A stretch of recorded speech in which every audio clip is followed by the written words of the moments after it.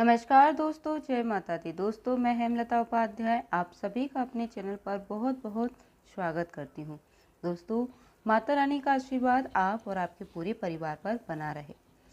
प्रिय दोस्तों, आज हम श्रवण करेंगे दुर्गा सप्तशती पाठ का 5वां अध्याय। महर्षि मेधा ने कहा, पूर्व काल में शुम्भ निशुम्भ नामक असुरों ने अपने बल के मद से इंद्र का, त्रिलोकी का राज्य और यज्ञों के भाग छीन लिए और वह दोनों इसी प्रकार सूर्य, चंद्रमा, धर्मराज और वरुण के अधिकार भी छीनकर स्वयं ही उनका उपयोग करने लगे। वायु अधिकार भी छीनकर स्वयं ही उनका उपयोग करने लगे।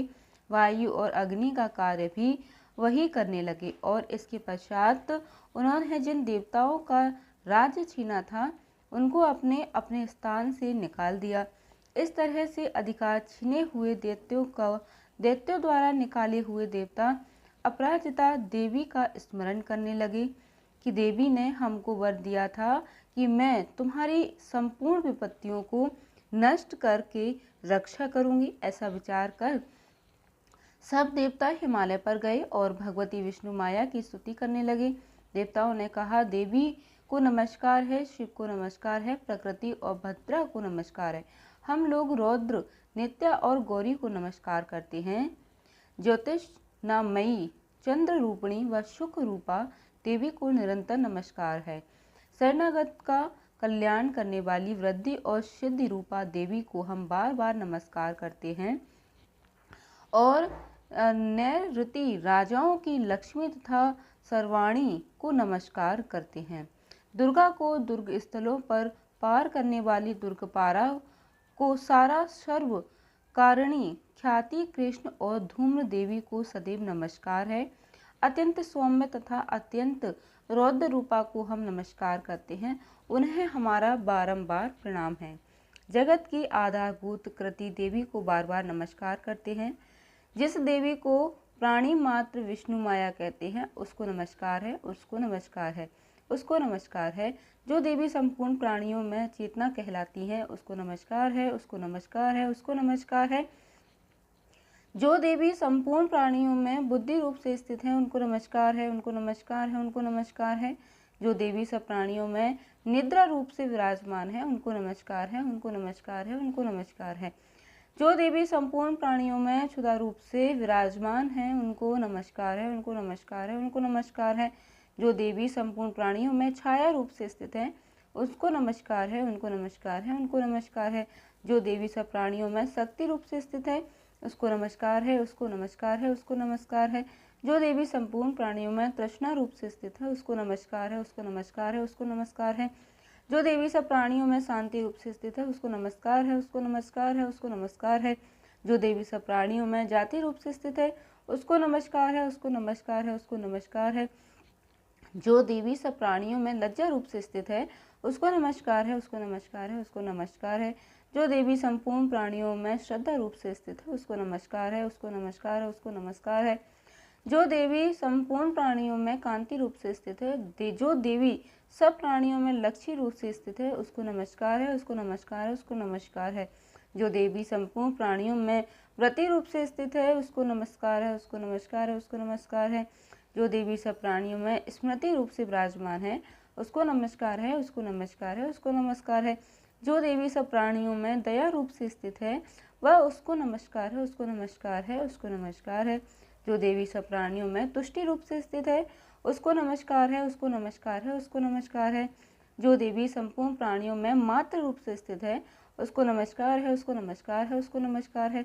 जो देवी संपूर्ण प्राणियों में भ्रांति रूप से स्थित है उसको नमस्कार है, उसको नमस्कार है, उसको नमस्कार है। जो देवी संपूर्ण प्राणियों में नित्य व्याप्त रहती है उसको नमस्कार है, उसको नमस्कार है, उसको नमस्कार है। जो देवी चैतन्य रूप से इस संपूर्ण संसार को व्याप्त करके स्थित है उसको नमस्कार है, उसको नमस्कार है, उसको नमस्कार है। पूर्व काल में देवताओं ने अपने अभिष्ट फल पाने के लिए जिसकी स्तुति की है और देवराज इंद्र ने बहुत दिनों तक जिसका सेवन किया है वह कल्याण की साधना भूत ईश्वरी हमारा कल्याण और मंगल करे तथा सारी विपत्तियों को नष्ट कर डाले।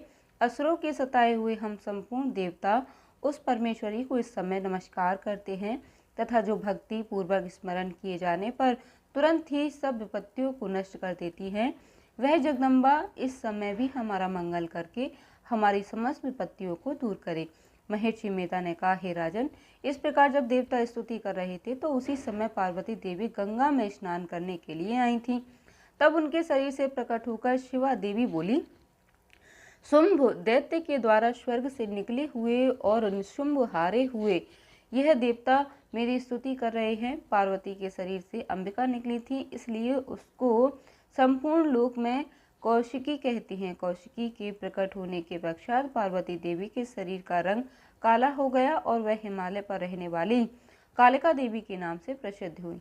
फिर शुंभ और निशुंभ के दूत चंड मुंड वहां आए और उन्होंने परम मनोहर रूप वाली अंबिका देवी को देखा। फिर वह शुंभ के पास जाकर बोले, महाराज, एक अत्यंत सुंदर स्त्री हिमालय को प्रकाशित कर रही है। वैसा रंग रूप आज तक हमने किसी स्त्री का नहीं देखा। हे असुरेश्वर, आप यह पता लगाएं कि वह कौन है और उसको ग्रहण कर लें। वह स्त्रियों में रत्न है, वह अपनी कांति से दसों दिशाओं को प्रकाशित करती हुई वहां स्थित है, इसलिए आपका उसको देखना उचित है। हे प्रभु, तीनों लोगों के हाथी, घोड़े और मणि इत्यादि जितने रत्न हैं वह सब इस समय आपके घर में शोभायमान हैं। हाथियों में रत्न रूप ऐरावत हाथी और उच्चेश्रवा नामक घोड़ा तो आप इंद्र से लाए हैं। हंसों द्वारा जुता हुआ विमान जो कि ब्रह्मा जी के पास था अब भी आपके पास है, और यह महापग नामक खजाना आपने कुंबेर जी से छीना है। समुद्र ने आपको सदा खिले हुए फूलों की किंजलिनी नामक माला दी है। वरुण का कंचन की वर्षा करने वाला छत्र आपके पास है। रथों में श्रेष्ठ प्रजापति का रथ भी आपके पास ही है। हे दैत्येंद्र, मृत्यु से उत्क्रांति का नामक शक्ति भी आपने छीन ली है, और वरुण का पास भी आपके भ्राता निशुंभ के अधिकार में है, और जो अग्नि में ना जल सके ऐसे दो वस्त्र भी अग्निदेव ने आपको दिए हैं। हे दैत्यराज, इस प्रकार सारी रत्न रूपी वस्तुएं आप संग्रह कर चुके हैं, तो फिर आप यह कल्याणकारी स्त्रियों में रत्न रूप अनुपम स्त्री आप क्यों नहीं ग्रहण करते? महर्षि मेधा बोले, चंडमुंड का यह वचन सुनकर शुंभ ने विचार किया कि सुग्रीव को अपना दूत बनाकर देवी के पास भेजा जाए। प्रथम उसको सब कुछ समझा दिया और कहा कि वहां जाकर तुम उसको अच्छी तरह से समझाना और ये उपाय करना जिससे वह प्रसन्न होकर तुरंत मेरे पास चली आए। भली प्रकाश समझा कर कहना। दूत सुग्रीव पर्वत के पास उस रमणीय भाग में पहुंचा जहां देवी रहती थी। दूत ने कहा, हे देवी, दैत्यों का राजा शुंभ जो इस समय तीनों लोकों का स्वामी है, मैं उसका दूत हूँ और यहाँ तुम्हारे पास आया हूँ। संपूर्ण देवता उसकी आज्ञा एक स्वर में मानते हैं। अब जो कुछ उसने कहा है, कहला भेजा है वह सुनो। उसने कहा है, इस समय संपूर्ण त्रिलोकी मेरे वश में है और संपूर्ण यज्ञों के भाग को पृथक पृथक मैं ही लेता हूँ, और तीनों लोकों में जितने श्रेष्ठ रत्न हैं वह सब मेरे पास हैं। देवराज इंद्र का वाहन ऐरावत मेरे पास है जो मैंने छीन लिया है। उच्चेश्रवा नामक घोड़ा जो क्षीर सागर मंथन करने से प्रकट हुआ था उसे देवताओं ने मुझे समर्पित किया है। हे सुंदरी, इनके अतिरिक्त और भी जो रत्न भूषण पदार्थ देवताओं के पास थे वह सब मेरे पास है। हे देवी, मैं तुम्हें संसार की स्त्रियों में रत्न मानता हूँ क्योंकि तुम रत्नों का उपभोग करने वाली बाला मैं ही हूँ। हे चंचल कटाओं वाली सुंदरी, अब यह मैं तुझ पर छोड़ता हूँ कि तू मेरे या मेरे भाई महापराक्रमी निशुंभ की सेवा में आ जाए। यदि तू मुझे वरेगी तो तुझे अतुल महान ऐश्वर्य की प्राप्ति होगी। अतः तुम अपनी बुद्धि से यह विचार कर मेरे पास चले आओ। महर्षि मेधा ने कहा, दूत के ऐसा कहने पर संपूर्ण जगत का कल्याण करने वाली भगवती दुर्गा मन ही मन मुस्कुराई और इस प्रकार कहने लगी। देवी ने कहा, हे दूत, तू जो कुछ कह रहा है वह सत्य है और इसमें किंचित मात्र भी झूठ नहीं है। शुंभ इस समय तीनों लोकों का स्वामी है और निशुंभ भी उसी तरह पराक्रमी है, किंतु इसके संबंध में जो प्रतिज्ञा कर चुकी हूँ उसे मैं कैसे झुठला सकती हूँ। अतः तू मैंने जो प्रतिज्ञा की है उसे सुनो। जो मुझे युद्ध में जीत लेगा और मेरे अभिमान को खंडित करेगा तथा बल में मेरे समान होगा वही मेरा स्वामी होगा। इसलिए शुंभ तथा अथवा निशुम्भ यहाँ आवे और युद्ध में जीत कर मुझसे विवाह कर लें, इसमें भला देर की क्या आवश्यकता है। दूत ने कहा, हे देवी, तुम अभिमान में भरी हुई हो, मेरे सामने तुम ऐसी बात ना करो। इस त्रिलोकी में मुझे तो ऐसा कोई दिखाई नहीं देता जो कि शुंभ और निशुम्भ के सामने ठहर सके। हे देवी, जब अन्य देवताओं में से कोई शुंभ व निशुम्भ के समान युद्ध में ठहर नहीं सकता, तो तुम जैसी स्त्री उसके सामने रणभूमि में ठहर सकेगी। जिन शुंभ आदि असुरों के सामने इंद्र आदि देवता नहीं ठहर सके, तो फिर तुम अकेली स्त्री उनके सामने कैसे ठहर सकेगी। अतः तुम मेरा कहना मानकर उनके पास चली जाओ, नहीं तो जब वह तुम्हें केस पकड़कर घसीटते हुए ले जाएंगे तो तुम्हारा गौरव नष्ट हो जाएगा, इसलिए मेरी बात मान लो। देवी ने कहा, जो कुछ तुमने कहा ठीक है। शुंभ और निशुम्भ बड़े बलवान हैं, लेकिन मैं क्या कर सकती हूँ, क्योंकि मैं बिना विचार प्रतिज्ञा कर चुकी हूँ। इसलिए तुम जाओ और मैंने जो कुछ भी कहा है वह सब आदर पूर्वक असुरेंद्र से कह दो। इसके पश्चात जो वह उचित समझेंगे करें। प्रिय दोस्तों, 5वां अध्याय यहाँ पर समाप्त हुआ। अब हम श्रवण करेंगे दुर्गा सप्तशती पाठ का 6वां अध्याय। महर्षि मेधा ने कहा, देवी की बात सुनकर दूत क्रोध में भरा हुआ वहां से असुरेंद्र के पास पहुंचा और सारा वृतांत उसे कह सुनाया। दूत की बात सुन असुरेंद्र के क्रोध का बारावर ना रहा और उसने अपने सेनापति धूम्रलोचन से कहा, धूम्रलोचन, तुम अपनी सेना सहित शीघ्र वहां जाओ और उस दुष्ट के केसों को पकड़कर उसे घसीटते हुए यहाँ ले आओ। यदि उसकी रक्षा के लिए कोई दूसरा खड़ा हो, चाहे वह देवता, यक्ष अथवा गंधर्व ही क्यों ना हो, उसको तुम अवश्य ही मार डालना। महर्षि मेधा ने कहा, शुंभ के इस प्रकार आज्ञा देने पर धूम्रलोचन 60,000 राक्षसों की सेना को साथ लेकर वहां पहुंचा और देवी को देख ललकार कर कहने लगा, अरे तू अभी शुंभ और निशुम्भ के पास चल। यदि तू प्रसन्नता पूर्वक मेरे साथ ना चलेगी तो तेरे केशों को पकड़कर घसीटता हुआ तुझे ले चलूंगा। देवी बोली, असुरेंद्र का भेजा हुआ तेरे जैसा बलवान यदि बलपूर्वक मुझे ले जावेगा तो ऐसी दशा में मैं तुम्हारा कर ही क्या सकती हूँ। महर्षि मेधा ने कहा, ऐसा कहने पर धूम्रलोचन उसकी ओर लपका, किंतु देवी ने उसे अपनी हुंकार से ही भस्म कर डाला। यह देखकर असुर सेना क्रुद्ध होकर देवी की ओर बढ़ी, परंतु अंबिका ने उन पर तीखे बाणों, शक्तियों तथा फरसों की वर्षा आरंभ कर दी। इतने में देवी का वाहन भी अपनी ग्रीवा के बालों को झटकता हुआ और बड़ा भारी शब्द करता हुआ असुर सेना में कूद पड़ा। उसने कई असुर अपने पंजों से, कई अपने जबड़ों से और कई को धरती पर पटक कर अपनी दाढ़ों से घायल कर के मार डाला। उसने कई असुरों के अपने नख से पेट फाड़ डाले और कई असुरों को तो केवल थप्पड़ मारकर से धड़ से अलग कर दिया।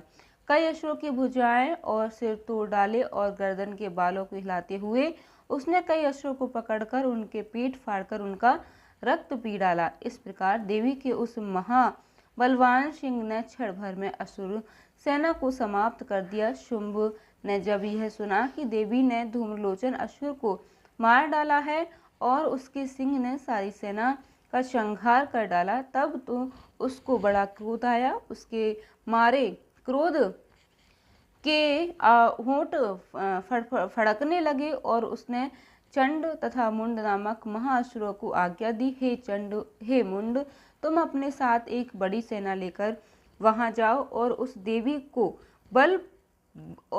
के बाल पकड़कर उसे बांध कर तुरंत यहाँ ले आओ। यदि उसको यहाँ लाने में किसी प्रकार का संदेह हो तो अपनी सेना सहित उसे लड़ते हुए उसको मार डालो, और जब वह दुष्टा और उसका सिंह दोनों मारे जावे तब भी उसको बांधकर यहाँ ले आना। इसी प्रकार दोस्तों, यहाँ पर दुर्गा सप्तशती का अध्याय 6 संपूर्ण होता है और अब हम श्रवण करेंगे दुर्गा सप्तशती पाठ का 7वां अध्याय। महर्षि मेधा ने कहा, दैत्यराज की आज्ञा पाकर चंड और मुंड चतुर्गिनी सेना को साथ लेकर हथियार उठाए हुए देवी से लड़ने के लिए चल दिए। हिमालय पर्वत पर पहुंचकर उन्होंने मुस्कुराती हुई देवी जो सिंह पर बैठी हुई थी देखा। जब असुर उनको पकड़ने के लिए तलवारें लेकर उनकी ओर बढ़े तब अंबिका को उन पर बड़ा क्रोध आया और मारे क्रोध के उनका मुख काला पड़ गया, उनकी भ्रुकुटियां चढ़ गईं और उनके ललाट में से अत्यंत भयंकर तथा अत्यंत विस्तृत मुख वाली लाल आंखों वाली काली प्रकट हुई, जो कि अपने हाथों में तलवार और पास लिए हुई थी। वह विचित्र खड़ग धारण किए हुए थी तथा चीते के चर्म की साड़ी एवं नरमुंडों की माला पहन रखी थी। उसका मांस सूखा हुआ था और शरीर केवल हड्डियों का ढांचा था, और जो भयंकर शब्द से दिशाओं को पूर्ण कर रही थी, वह असुर सेना पर टूट पड़ी और दैत्यों का भक्षण करने लगी। वह पार्श्व रक्षकों, अंकुशधारी महावतों, हत्याओं, हाथियों और सवार योद्धाओं और घंटा सहित हाथियों को एक हाथ से पकड़ पकड़ कर अपने मुंह में डाल रही थी, और इसी प्रकार वह घोड़ों, रथों, सारथियों व रथों में बैठे हुए सैनिकों को मुंह में डालकर भयानक रूप से चबा रही थी। किसी के केस पकड़कर, किसी को पैरों से दबाकर और किसी दैत्य को छाती से मसलकर मार रही थी। वह दैत्य के छोड़े हुए बड़े बड़े बाण, बड़े बड़े अस्त्र शस्त्रों को मुंह में पकड़कर और क्रोध में भर उनको दांतों से पीस रही थी। उसने कई बड़े बड़े असुर भक्षण कर डाले, कितनों को रोट डाला और कितनी उसके मार के मारे भाग गए। कितनों को उसने तलवार से मार डाला, कितनों को अपने दांतों से समाप्त कर दिया, और इस प्रकार से देवी ने क्षण भर में संपूर्ण दैत्य सेना को नष्ट कर दिया। यह देख महापराक्रमी चंड काली देवी की ओर पलका, और मुंड ने भी देवी पर अपने भयानक बाणों की वर्षा आरंभ कर दी और अपने हजारों चक्र उस पर छोड़े। उस समय वह चमकते हुए बाण व चक्र देवी के मुख में प्रविष्ट हुए इस प्रकार दिख रहे थे, जैसे मानो बहुत से सूर्य मेघों की घटा में प्रविष्ट हो रहे हो। इसके पश्चात भयंकर शब्द के साथ काली ने अत्यंत जोश में भरकर विकट अट्टहास किया। उसका भयंकर मुख देखा नहीं जाता था, उसके मुख से श्वेत दांतों की पंक्ति चमक रही थी। फिर उसने तलवार हाथ में लेकर शब्द कहकर चंड के ऊपर आक्रमण किया और उसके केस पकड़कर उसका सिर काटकर अलग कर दिया। चंड को मरा हुआ देखकर मुंड देवी की ओर लपका, परंतु देवी ने क्रोध में भरे उसे भी अपनी तलवार से यमलोक पहुंचा दिया। चंड और मुंड को मरा हुआ देखकर उसकी बाकी बची हुई सेना वहां से भाग गई। इसके पश्चात काली चंड और मुंड के कटे हुए सिरों को लेकर चंडिका के पास गई और प्रचंड अट्टहास के साथ कहने लगी, हे देवी, चंड और मुंड दो महादैत्यों को मारकर तुम्हें भेंट कर दिया है। अब शुंभ और निशुंभ को तुमको स्वयं वध करना है। महर्षि मेधा ने कहा, वहां लाए हुए चंड और मुंड के सिरों को देखकर कल्याणकाई चंडी ने काली से मधुर वाणी में कहा, हे देवी, तुम चूंकि चंड और मुंड को मेरे पास लेकर आई हो, अतः संसार में चामुंडा के नाम से तुम्हारी ख्याति होगी। बोलिए चामुंडा मैया की जय। दोस्तों, इसी प्रकार से दुर्गा सप्तशती पाठ का 7वां अध्याय संपूर्ण हुआ। कथा सुनने के बाद, पाठ सुनने के बाद कमेंट में जय माता दी जरूर लिखिएगा। धन्यवाद दोस्तों। जय माता दी।